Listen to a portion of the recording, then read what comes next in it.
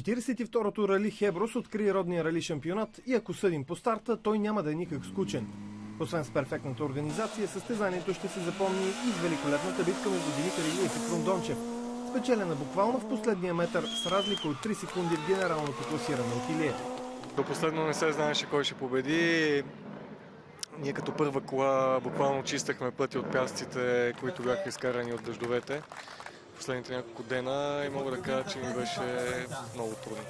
Щастливи сме, наистина с Митко направихме страхотно състезание и аз и той сме така доста доволни. Реванш Боровец? Реванш в Боровец задължително.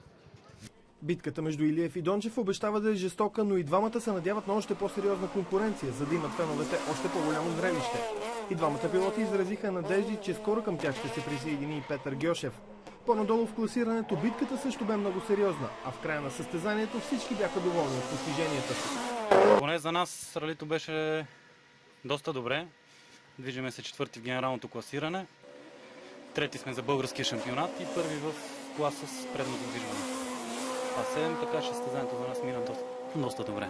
Много битки имаше наистина в отделните класове и усещането беше невероятно, и тресето беше невероятно, организацията беше невероятна. Мисля, че с тази техника, която в момента е малко по-стара и с проблемите, които имах, направих доста добро като резултат и доста добро време. Това за мен е много добре и съм много щастлив.